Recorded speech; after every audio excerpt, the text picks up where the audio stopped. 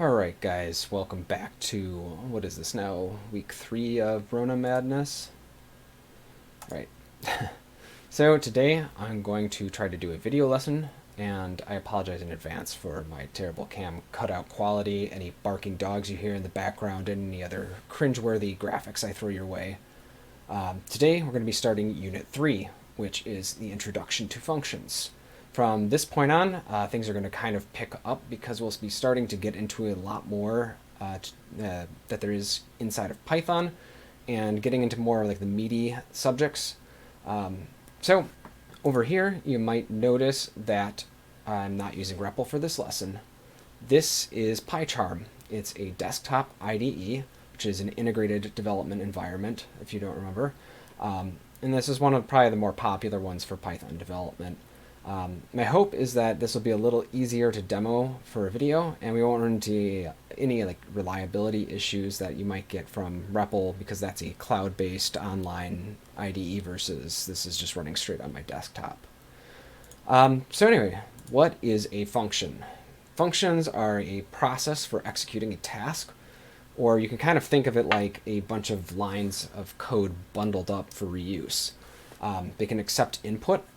They can return output, and they're useful for executing similar processes over and over again.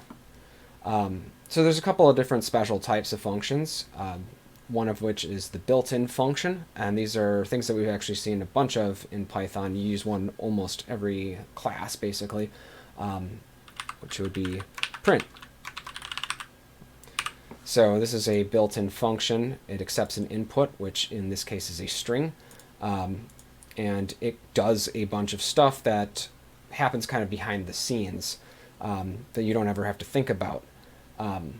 So if I do, Control Shift F10, it's going to just run this, and it prints out hello in my console, which in PyCharm is just down here. So yeah. These are already defined in the language itself, and we get to have access to all of them and can invoke them pretty readily without having to do a whole lot of special stuff. Another thing that we've kind of encountered here before are methods, which are also a specific type of function. So these are the ones that you invoke with the dot notation. So like, let's say I have a color list, and I'm going to just start this guy out with red and blue inside here. And if I say, color list dot append green.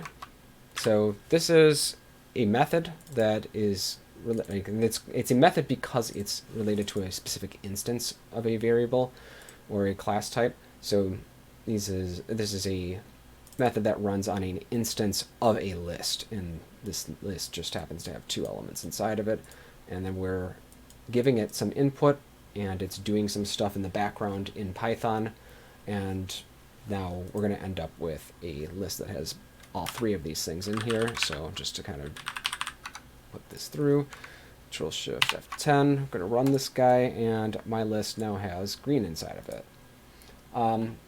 So yeah. Why do we use functions? One of these, or the reasons, is that it's for code reduction. So just having less stuff on our screen, it's easier to maintain. There's less chance that you're going to run into an issue where, I don't know, like let's say you make a mistake while writing a similar block of code, like, you're just kind of writing the same thing over and over again. And so 2 of your blocks of code are running perfectly fine. In your 3rd one, you kind of make a typo or whatever, and now there's some confusion and things aren't working correctly. You're going to have to spend a ton of time debugging things. It's just a mess. Instead, you could just use one function in 3 different places, and it runs the same set of code. It's kind of along that same thinking. If you find out one of your pieces of code has a bug down the line, you only have to fix the bug in one place instead of finding everywhere you were trying to do that same thing in your code base. For these smaller projects, it's not really a big problem, but if you have a big project with thousands of files or something, that gets to be horrific. Another reason that we use functions then is for readability and abstraction. So when you see things like print or append, you kind of know immediately what they're going to do, which is pretty nice. As another developer coming in, you can say, oh, this is going to put this thing on my list. So it's easier to read for that reason. And then it's abstracting it too. So you don't need to know all the stuff that Python's doing in the background in order to make print work. It's got to hook it up somehow to a terminal so that when you print, it actually ends up here instead of just evaporating into the void of the computer, and actually doing all the other stuff that needs to be done. Like that entire concept gets abstracted away for you, and you just get to use print, and you can debug or give your user some or output to work with, whatever you want to do. So anyway, that's kind of the intro. This is 3.01, which is basically the intro to built-in functions. So there's a do now that's going to be out there. This is what it's going to look like. So we're going to expect that you kind of just answer these 3 questions and turn this in. So this one is asking, what does randint do? What do the values 0 and 3 do? Try changing those numbers, rerun the program, write down what changed. And then lastly, what is the difference between random.randint 0, 3 and print random.randint 0, 3. So take a few minutes and do that, and pause this video and then kind of come back when you're done with it. And we'll be picking up in 5, 4, 3, 2, 1. All right, so last thing in this unit is going to, or not this unit, this subdivision of a unit, so this is 3.01 still. We've got this magic 8-ball lab. So we kind of did something similar to this before in Snap, but now this is going to be the Python equivalent. So another piece of this whole built-in function thing is using imports. So in this do now, you'll notice that there was an import at the top, and this just kind of lets you use other people's code, so by pulling in another library. So you can go and find all this stuff, especially like random is a Python like built-in library that you just kind of need to import in. So that just, when you say import at the top here, now you get access to everything that this random library has to offer. So let's just pull up this guy here. So this is the Python documentation. These are, you can just search for them. This has kind of got an overview of what random actually gives you.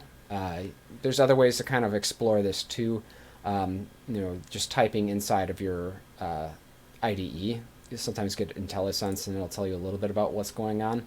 But yeah, so we've got a couple of different things in here, functions for integers, rand range, blah, blah, blah. We've worked with random.randint quite a bit, and here's its actual definition in here. But yeah, so go take a look at this if you get lost at any point, or just kind of reach out in the Google Hangouts chat. You can kind of get you set on the right path. So in this lab, it's going to be pretty simple. We've got a magic 8-ball, and there's a couple of different requirements here. So we need to store all of the 8-ball's possible responses, shown below, which is this guy, in a list. So that means it's going to be a list of several different strings, right? So each one of these is its own string. Then we're going to have the program prompt the user to ask the magic 8-ball a question. And so the last thing this is going to do is print a random response.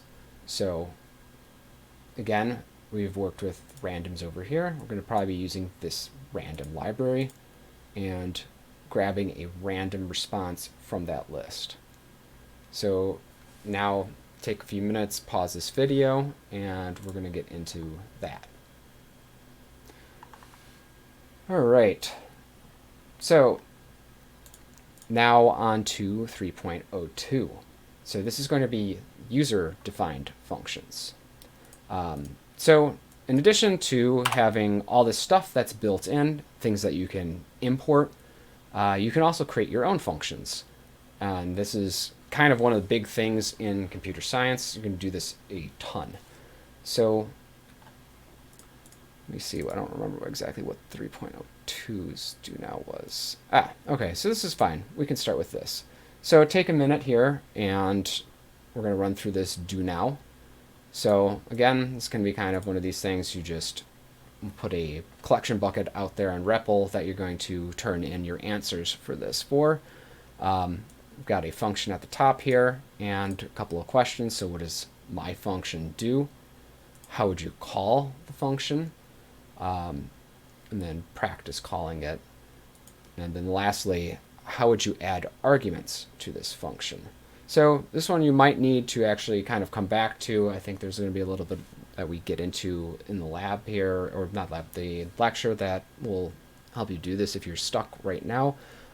But might be good to go out and just kind of play with this and get an idea for what's actually going to be coming up in a minute. So let's talk a little bit here about the function structure. So how would you make a function? There's a couple of different things. So first of all, we're going to start with a new keyword, which is def. So this stands for definition. So where that tells Python, we're going to be making a function right now. So we're going to call this guy my function. And functions, for now, just they're always going to be lower snake case. So everything's lowercase, and you put a little underscore separator between your words. Next thing you'll notice is that they have parentheses, and we're going to get into that in a little. But this kind of helps you define, like, say, this is going to be a function right now. Lastly, we put a colon right at the end of this here. And pretty much every time you see colons in Python, it's going to mean, hey, we're about to start a block of stuff. So we've seen these with if statements, right? So I'm going to just Control X that guy real quickly. So, you know, like if my expression, right? So we've worked with these, assuming my expression is some sort of Boolean, right? Then, you know, do stuff. So yeah. Anyway, back to functions. So we have a name of the function now that's in lower snake case. We have parentheses, which will take in parameters, which are, you know, the input to our function.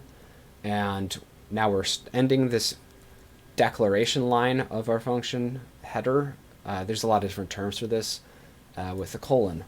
So yeah, when you hit enter, even in REPL, you're going to get this where it kind of auto indents. And that's just because Python runs on white space. This is telling us now we are inside of our code block. So now inside of my function, we can do some stuff. Right now, I'm going to use another keyword here, which is pass. And this basically says, like, we don't want to, I'm not going to fill anything out here right now. So just to kind of comment this, this is where your code would go, right? Why do I need this? Because if I don't have anything in here, Python's going to get mad. You can't just have an empty function, similar to how you just can't have like an empty if statement. You need some sort of guts in there, otherwise Python's just going to kind of go nuts. So even if I did all that and then just said print hello, I'm going to just try to run this guy now. And immediately it's like, hey, expected an indented block. That's because right here I started a function and then I never really filled anything in. So Python didn't know what to do, and then I ended up putting something else that's not inside the block over here. So it's just very confused.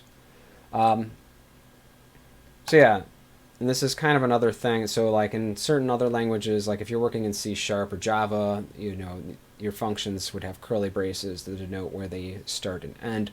In Python, because it's all white space driven, there is no real end of my function signifier. Basically all you do is just you have something inside of this block and then you return to putting things all the way to the left, saying that now we're outside of our function. So yeah, this is one of these areas you need to be careful with because it is so sensitive to white space.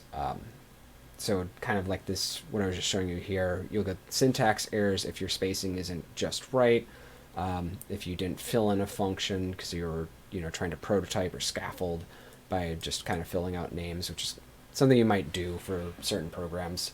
But yeah, like pass keyword, pretty useful in these cases. So yeah.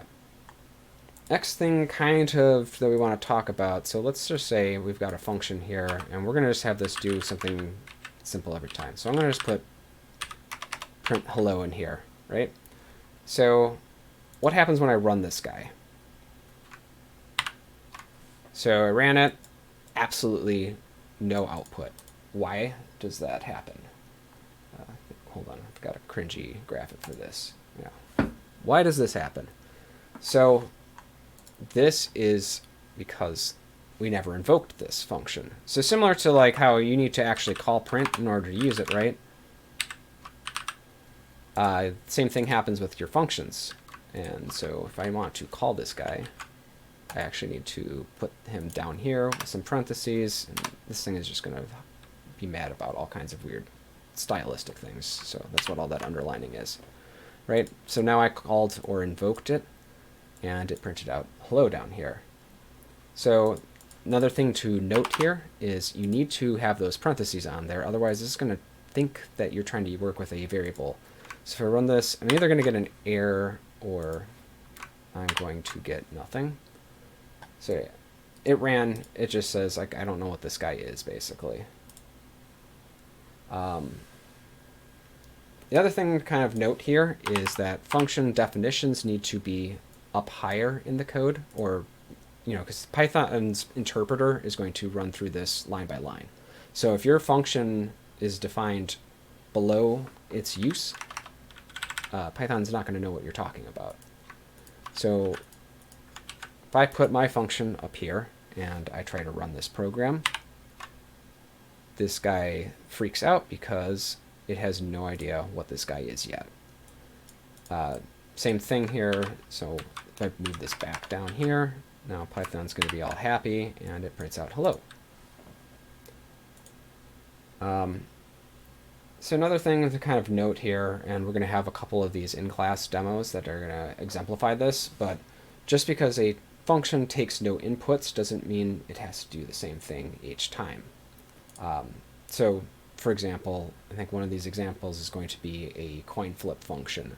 So even though we don't need to give it any input, we're just going to say, hey, flip this coin, or simulate flipping this coin, and that output is going to change every time. So yeah, let's kind of run through some of these guys. So these are going to be posted out on REPL, but we're going to basically kind of do what we do in class here. So for each one of these, I'm going to kind of read through this. You're going to have time to pause the video and go out and do the actual classwork, and then come back and we're going to talk about what the solution to this is. So very first thing here is we're going to write a function that sings happy birthday to you using 4 print statements. So here we go, take a couple minutes and let's fill this guy in. All right, so let's see, coming back here, how would we go about doing this? So pretty simple here. We're going to say def birthday. We're going to give these a relevant name here. So I'm going to say birthday song. So typically you want to give all of your functions some sort of name that's going to make sense. And since this one doesn't really have any inputs, we're just going to always sing it to you. I'm not going to give it any input or parameters that we're going to pass in, right? So let's say, oh my God, I've been typing hello too many times for all of these demos. I'm going to say happy birthday to you, and because I'm lazy, I'm going to just print this a bunch of times, and happy birthday dear you. So this is going to be kind of the, the birthday song, right? So now we've defined this function, and it's going to do nothing until we actually try to invoke it. So right now, again, if I ran this real quickly, this guy finishes with exit code 0 because nothing happened. Exit code 0 is basically something you'll see a lot of the time for meaning, just it finished successfully or like with no errors. So yeah, let's now invoke this guy and run it again. Cool, so there we go. Had the computer sing us happy birthday. All right, so let's see. Question 2 is going to be pretty similar to this guy. Yeah, so this one is basically we're going to rewrite this and taking an input. So for this one, we're going to need to talk a little bit more about, I guess it's going to be I guess this is still kind of part of everything that we're going to be talking about. So let's go and talk a little bit about inputs and returns. So first off here, functions can have returns. Right, so a return is basically any sort of value that it's going to give you back. So let's say, if I had my list.pop, right? And let's call my list, I'll give this 1, 2, 3, 4, right? So similar to this, or if I go, like my var is equal to that, and pop is going to take off the last thing, and then we'll just print this guy out, my list, and what this guy is afterwards as well. So we run this guy, right? So after this, we've popped off the very last value and returned it to us because it's using a return statement somewhere inside of the pop function. And then we can store that back into a variable. Okay, so that's a return. Well, the concept behind a return. So if I was going to do something with these, so like let's say I've got def my function, right? And so let's talk a little bit here, I guess, about two different things. Right, so we got print hello and def my function, and we'll give this guy no inputs right now because we're going to just talk about returns. Right, so what's the difference here between these two guys? Oh, this is mad because I need to give it a different name. Why are we still mad? Oh, it's just another stylistic thing. For whatever reason, this IDE wants you to have two return or blank lines after this. Anyway, so what's the difference here? So in one of these, it's just going to print this straight out to the console. This one is not going to do anything until we actually, or it's not going to print it out. It's going to give us back this string to work with. So, right, like if I do my function,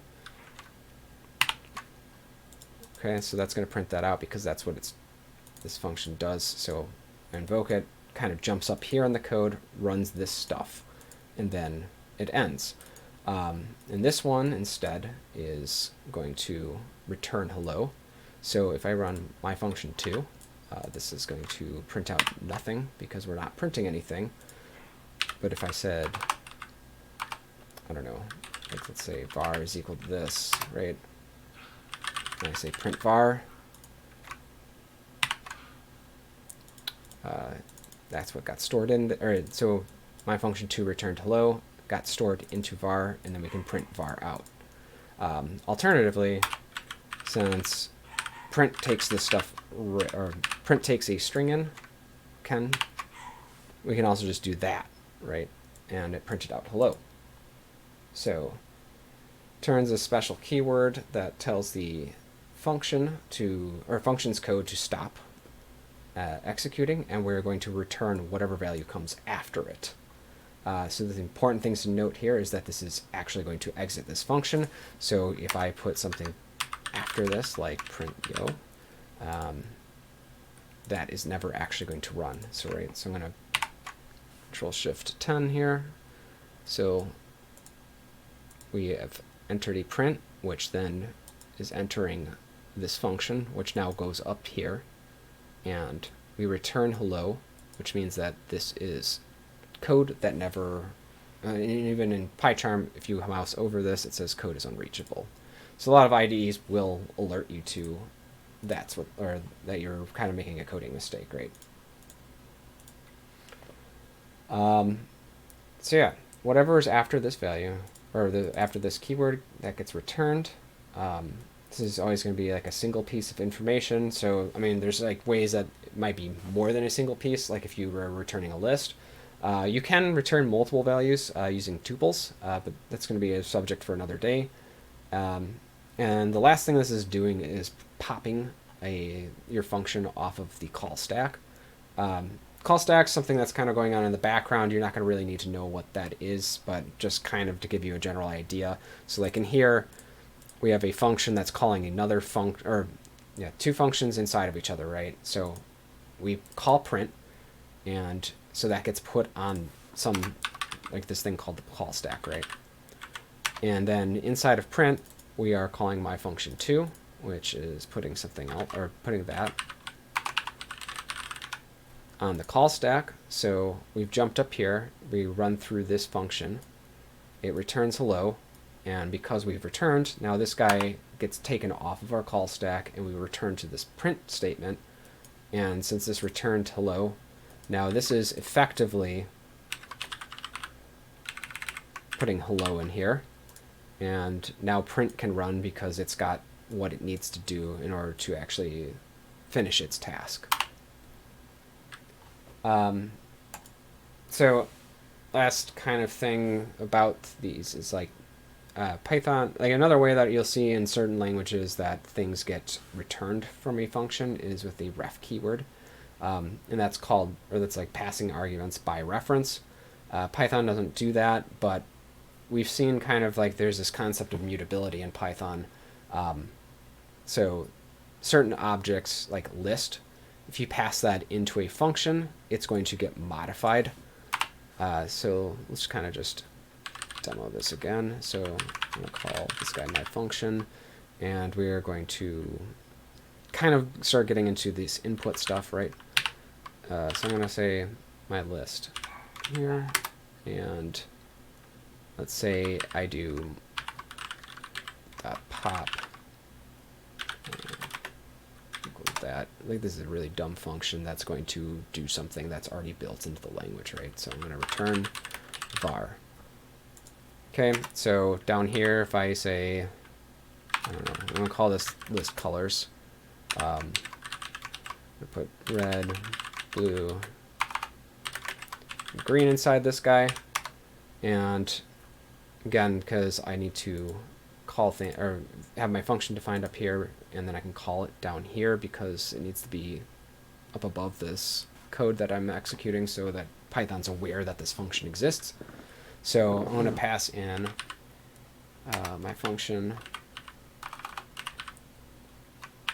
my list. Okay, so let's print this guy out before and after.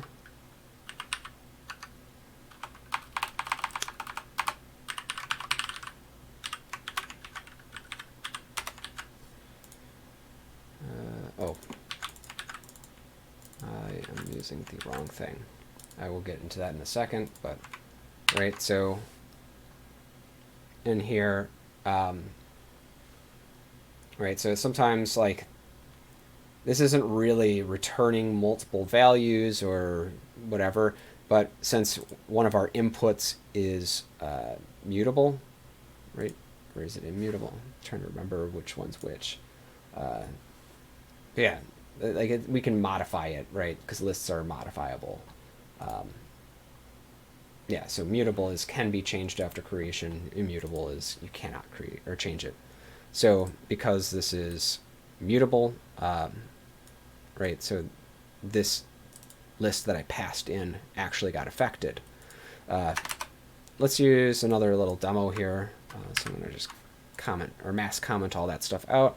I'm going to define my function 2 here and take in num. Okay. And let's say we're going to make num is equal to num plus 1. Another way to do this, right, would be you can say plus equals.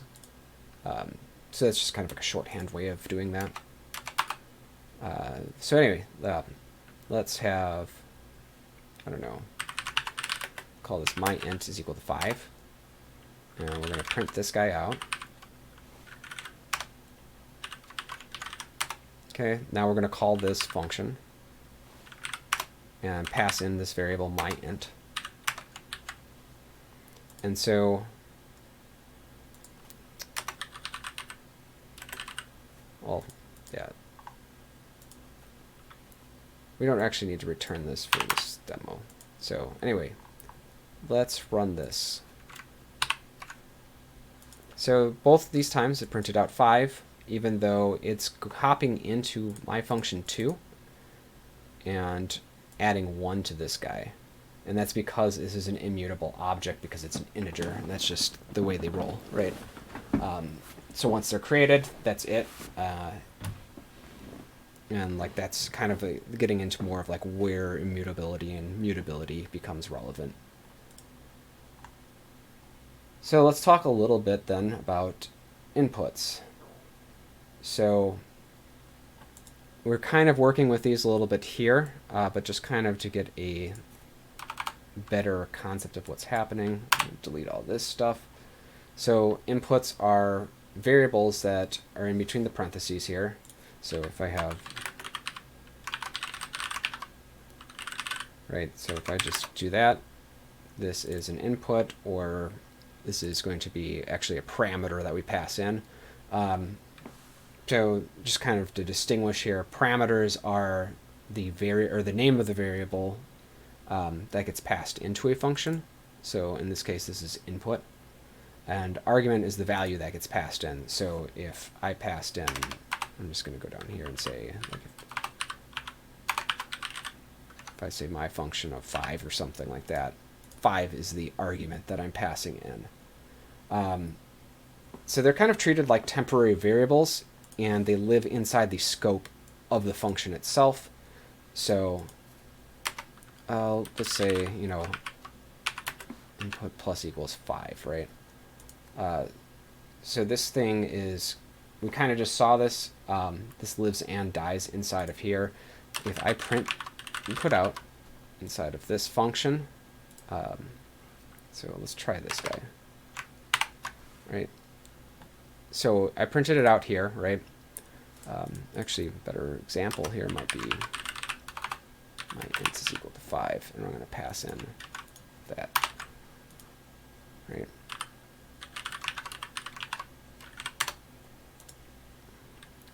So, all right, so in here we've got my int is equal to 5, and we are passing this in. So technically, we have a variable and it's represented, or it's representing 5, so that means we're passing 5 into this function.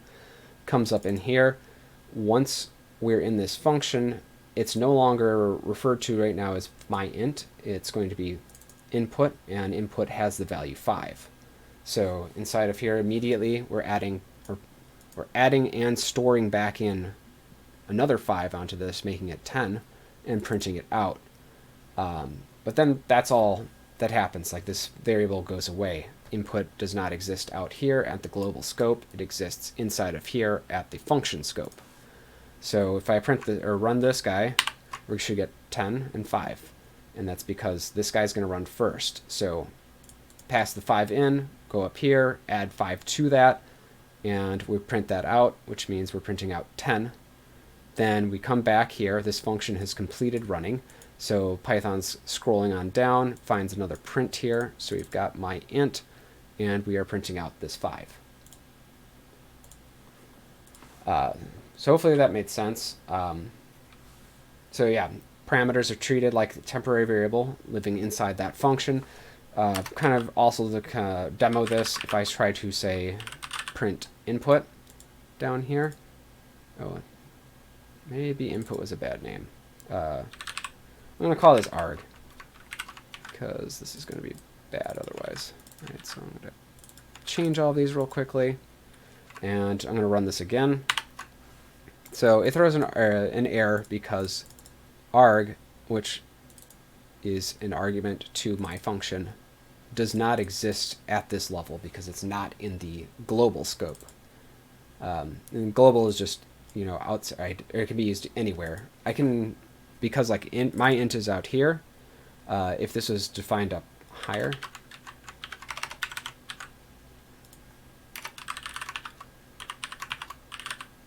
I could actually print both of these out. So let me, I'm going to comment these guys out real quickly and run this whole thing again.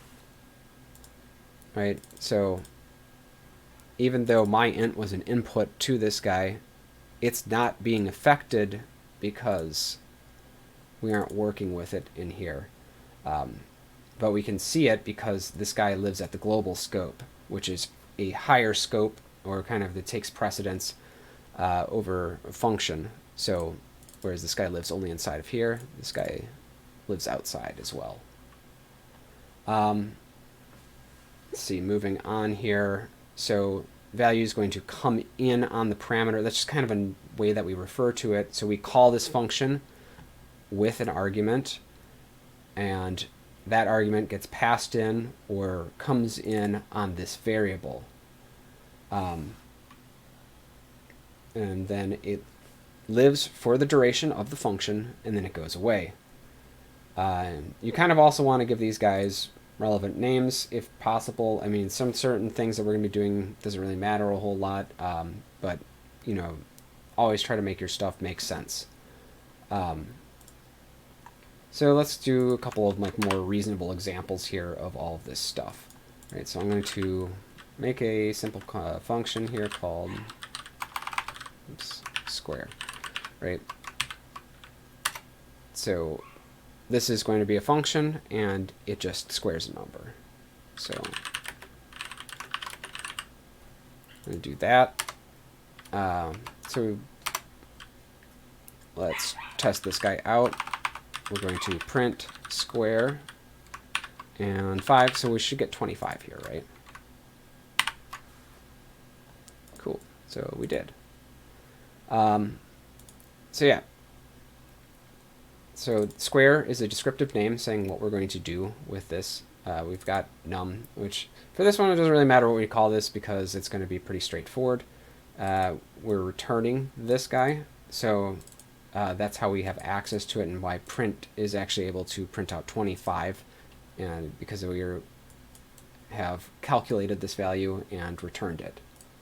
If we want to have multiple inputs or arguments, we can do that too, and we do that with a comma. So let's say we're going to go add a comma b. All right, so in here, pretty simple. We're going to do a plus b. This is really stupid because you don't really need to do, you know, why would you ever need to do this, but just kind of for the sake of this activity. All right, so let's say, okay, so we got like result equal add, I don't know, let's pass in 2 and 7. So what happens here now is we are invoking the add function that we've just defined here, and these always come in on the order that, or the same order that our arguments are defined here, right? So A gets the value 2, and B is going to get the value 7. And like for this function, it doesn't really matter, right? Because it doesn't, like why would it matter which order that these are in? They're going to just add them up. But say, I don't know, we did something like divide, right? Where this is going to make a big difference. So again, we're going to have A and B. Oops. That is an autocomplete. So if we just do A divided by B in here, right?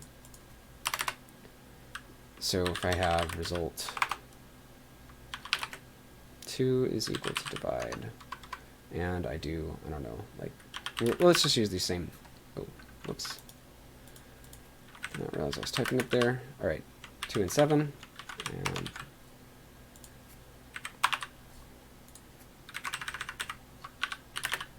okay. So this is going to make a big difference now. So we'll print these guys out, right? kind of demo this.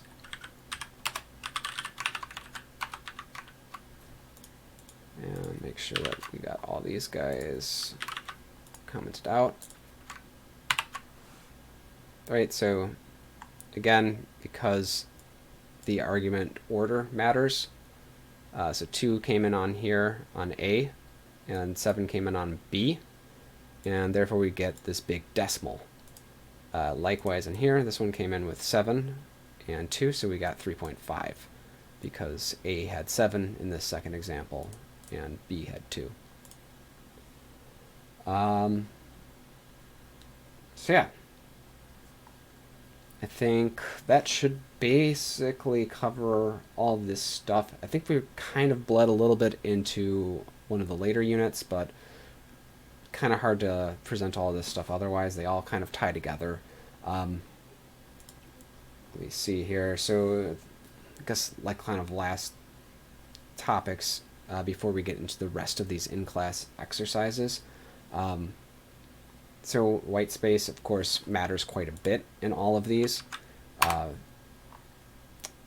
Let's just say we've got something, we'll call this add list. So I've got my list in here that I'm passing in. And this is going to be, oops, missed the parenthesis here. So this is going to be a pretty kind of dumb function as well. This is going to take whatever list that we pass in, right, and this is going to total up all the values in there. So result is going to be the thing that I'm going to return, so I'm going to initialize this to 0 because right now that's going to be empty. And this is also going to completely destroy this list because I'm going to do this in a really bad way. Anyway, so yeah, I'm going to say len my list, because we're going to be popping all these things, is greater than 0. And I'm going to say my list.pop. So whatever I pass into here is going to pop off this first value and put it on num. And then I want to result plus equal num, because we're going to be adding all the things in there up. And then here's where things are going to be bad, right? So I'm going to say return result. Okay, let's go down here and let's say, I'm going to call this guy input list. And let's see, let's say, I don't know, 3, 7,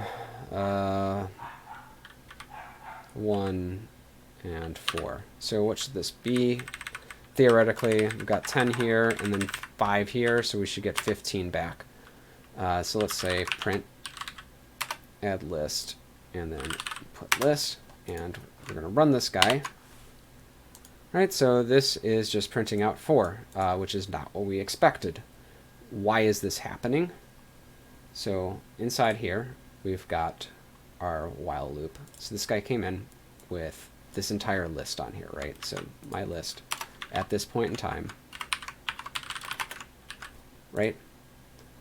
So it's equal to this input list that we gave it. Started out with result equal to 0.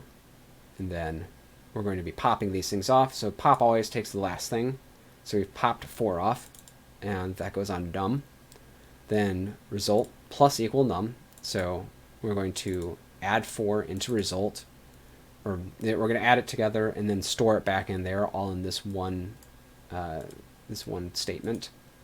And then because of I wasn't watching white space, return result is inside of my while loop, and so it returns now. And because returns always are going to just immediately eject you out of this function, it ends, and result at this point only has the value 4 in here. So how do we fix this? We just need to take this outside of the while loop where it's back in the scope of the function rather than inside of the scope of the while loop. So if I run this guy again, now I get 15 as per expected. All right, so that should be enough to get back into this second question. So we are going to rewrite question 1 so it takes an input of the name of the person that we want to be singing happy birthday for. So take a minute now. I'm going to just pause this video and go and tackle this guy, and then we're going to reconvene here in a sec. All right, so let's figure out how to do this one. So pretty much the same thing. In fact, I'm going to be lazy here. Let's actually take this guy, and we're going to copy and paste it. There's going to be a lot of different ways that we can do this, because there's a lot of ways that we can inject input into a string. So in here, let's say, I don't know, what do we want to call this guy? This is to be the target of our birthday song. All right, so it's like nobody really likes having her happy birthday sung to them, right? So instead of now dear, we are going to, or dear you, you know, we're going to replace this. So we don't even need that, right? We can just do this, because we're theoretically target is going to be a string that we're passing in, right? So let's test this guy out. Whoops. So in our previous in class example, we didn't need anything in here. So if I run this now again, we should actually get an error, because this does not have a function in here that's defined, right? So when you're using a function, this is going to need to have the exact amount of arguments that the function is expecting. So this one's expecting 1. So let's see, we've got a dog named Paxton, so we're going to sing happy birthday to him. And so let's try running this guy. Right, so happy birthday to you, and then it gets into Paxton down here. So now he is officially a year older. All right, so that's this guy. Let's move on to our next one. So this one is going to be doing a little bit more. Right, so this is, we're going to write a function that determines whether the given argument is an even or an odd number and prints out one or the other. So take a minute now, pause the video, and go and try to do this in-class exercise. All right, and coming back. So how will we do this? So first off, let's give this a reasonable name. So even or odd. And this is going to need to take in a number, right? Because we're going to have to determine whether or not this is even or odd. So I'm going to just call this guy number. Doesn't really matter for this one. How do we detect if something is even or odd? This is one of these places where we need to use our old friend modulus. So obviously this is going to be an if statement, right? Because we need to produce one thing or another by figuring out some constraint, right? So I'm going to say if number mod 2 is equal to 0, and that's how you tell if something is even, right?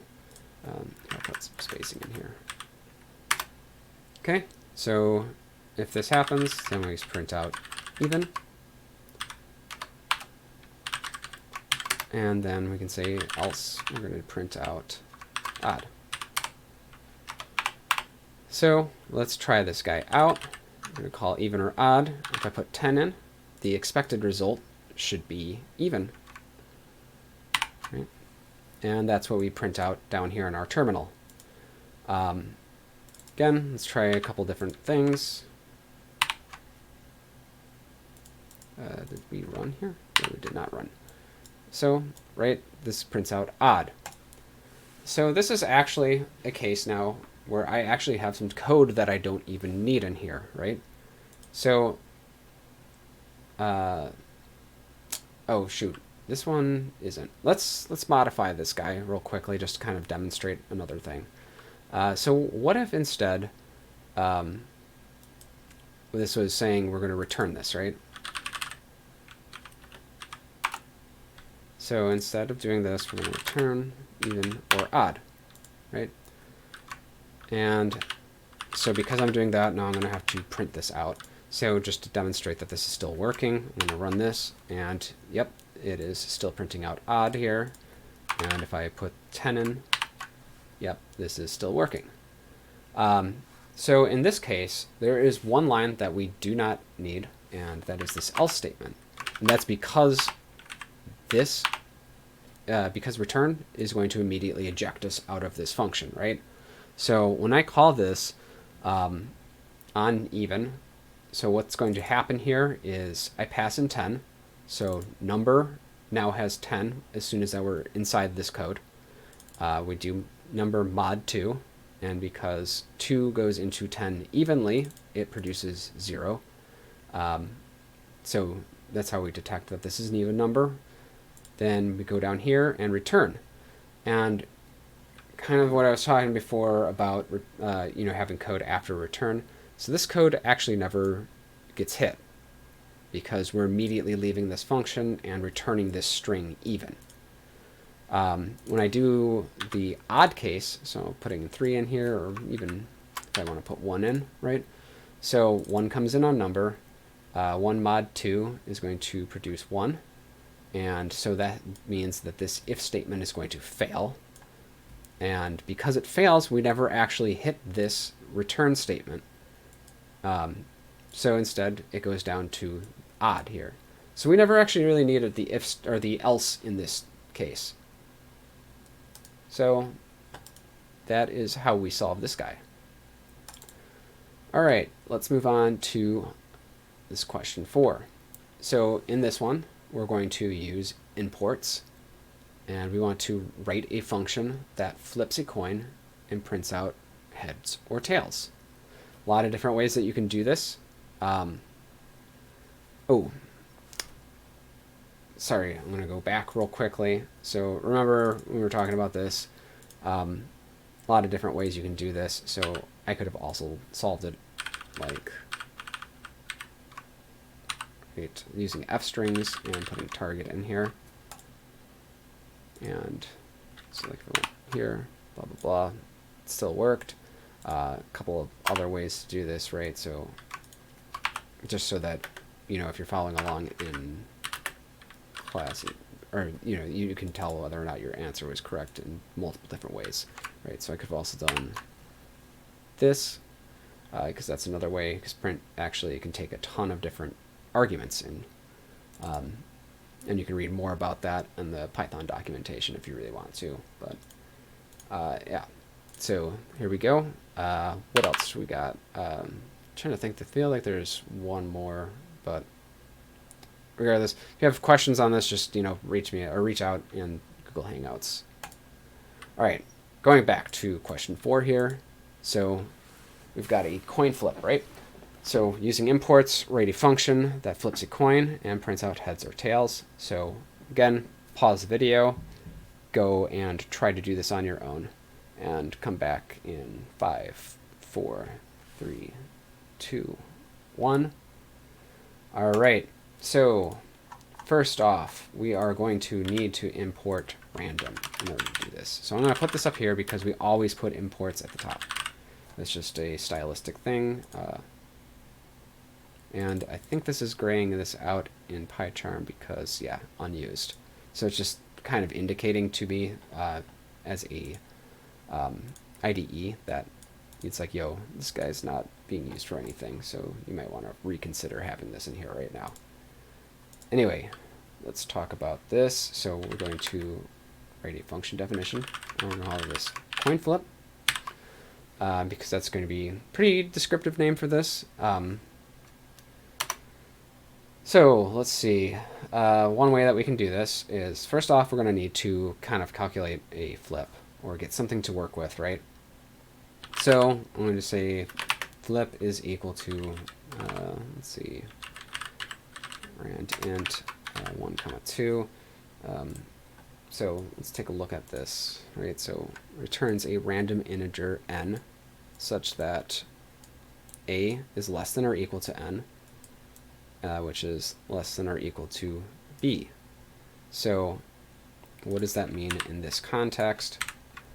So I'm passing in 1 and 2. So again, because of how functions work, 1 is going on A, and 2 is going in on B.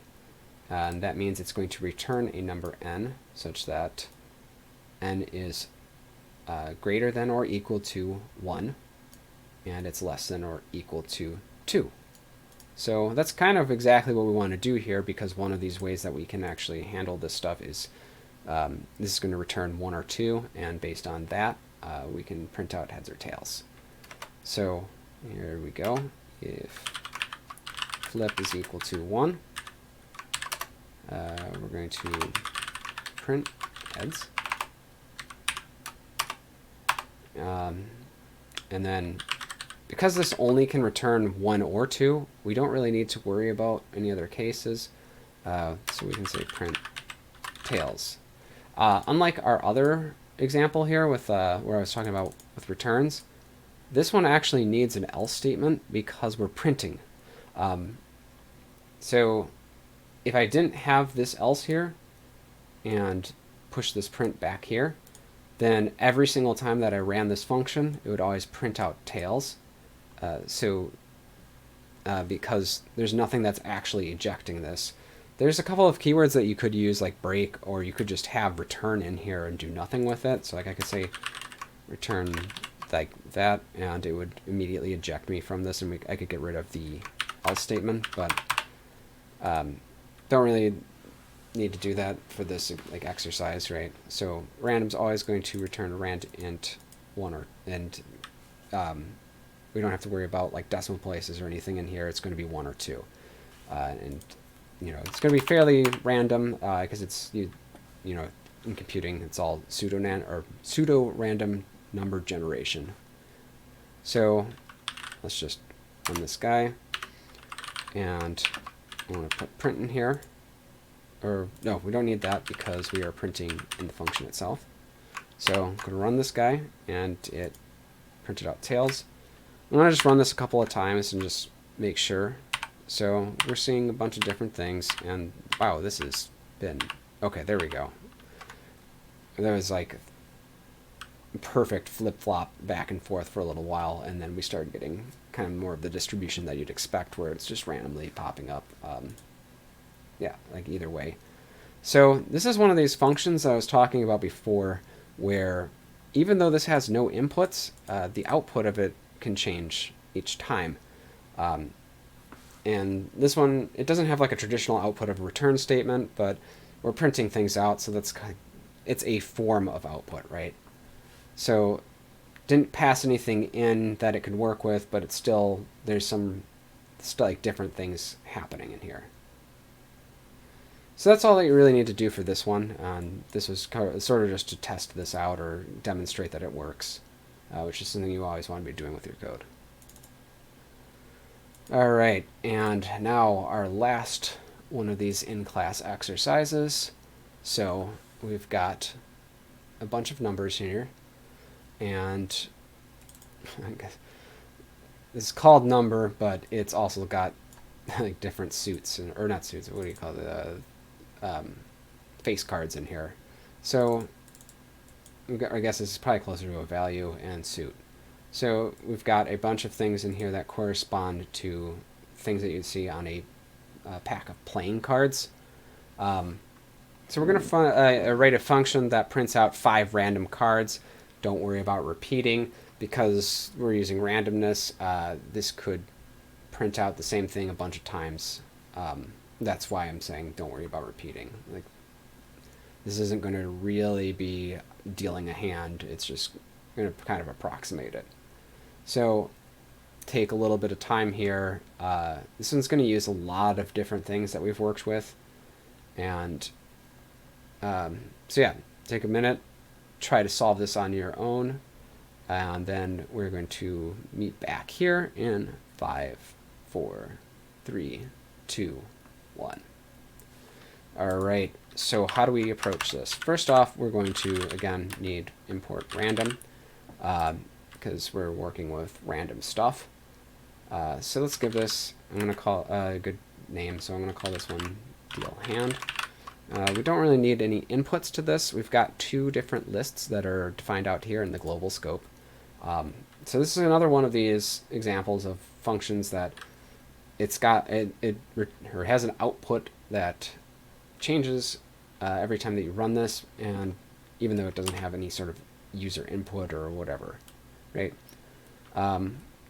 So let's see. First off, let's just get a random card value, right? So how do we do that? So what I want to do first is I have this list called number, and I need to get a random index, basically. So I'm going to say random dot rand int, and then 0 is the first index, right? Because that's just how all these work. So like, right? So if I was going to put a little comment in front of here, right? So that would be the first index, second index, third index, fourth index, blah, blah, blah. And because I'm pretty lazy here, I don't want to count all these up, right? So one way that we can get around this is we can say, let's see, len of number. And the problem with that is that, so number, it's going to return how many things are in this, but since it's 0 indexed, that means it's going to be off by 1. So to counteract that, we're going to subtract 1. So basically what this is doing is generating a random number between 0 and this last index. And because this is a list, then it'll retrieve whatever thing is at that bucket, right? So if this randomly generates 3, then it's going to go here and retrieve this string 4.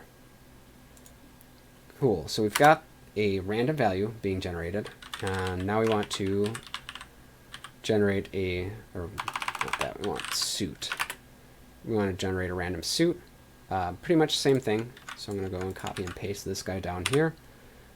Pretty much I'm going to copy this guy, and then I need to accommodate for this.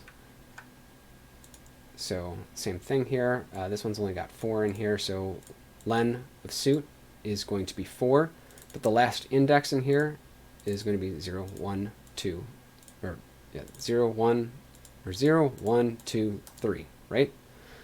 So that means I need to do 4 minus 1 in order to get the correct last index.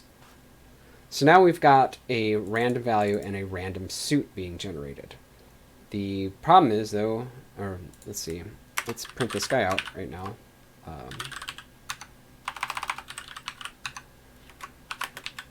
So I'm going to say of, and since these guys are all strings, I can just concatenate them like this. So right now, if I call this function, okay, I'll run this guy.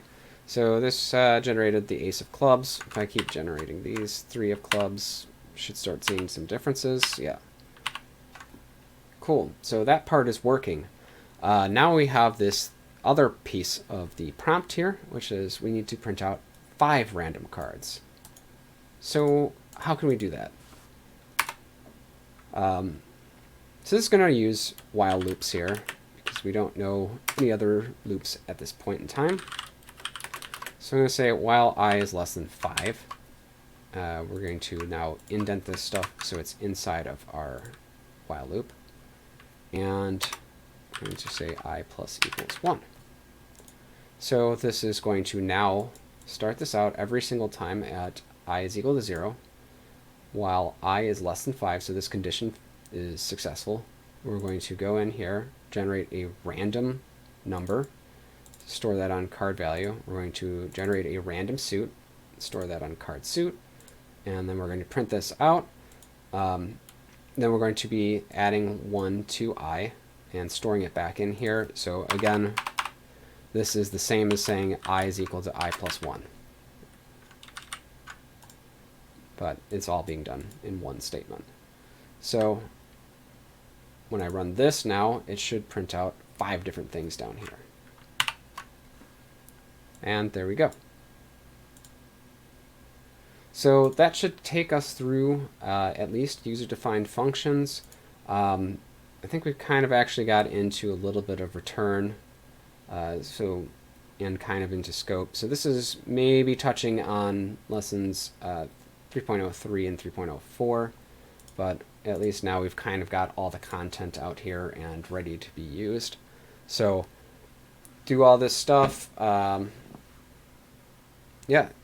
Hope you guys are staying healthy and keeping up with this stuff. Remember, if you're stuck on things, go out and find the Google Hangouts. Talk to us there. There's also a Discord that got published on one of the Google Classroom posts. Nobody's joined that so far, I think, but if that's an easier way for you to reach out, you can do that. Really doesn't matter as long as you're kind of getting whatever help you need to do all these assignments. So take it easy, guys. Hopefully this is all making sense and this kind of content actually works. Later.